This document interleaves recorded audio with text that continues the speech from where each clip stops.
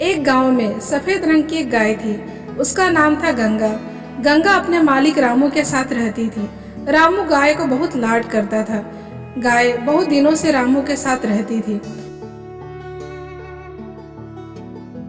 एक दिन रामू गंगा को नदी की ओर लेकर के गया। रामू गंगा को नदी के पास छोड़कर खेत में चला गया। गंगा पानी पीते वक्त उसका पैर फिसल गया और वो पानी में गिर गई।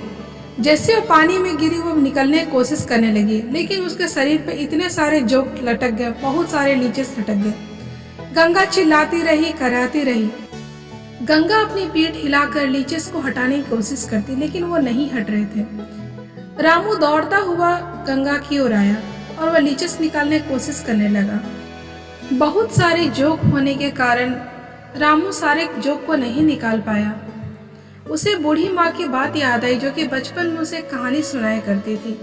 लीचेस नमक से या गर्म चीज से भागती है। यह याद आते ही रामू दौड़ता हुआ अपने घर की ओर गया और नमक से भरा हुआ थैला गंगा की ओर लेकर के गया।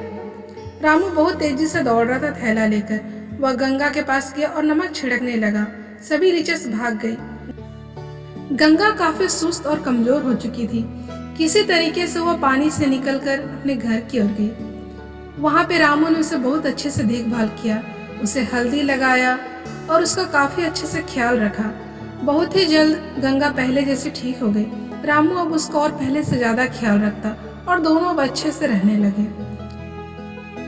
दोस्तों, गंगा और रामू की दोस्ती के लिए एक लाइक और सब्सक्राइब तो बनता है।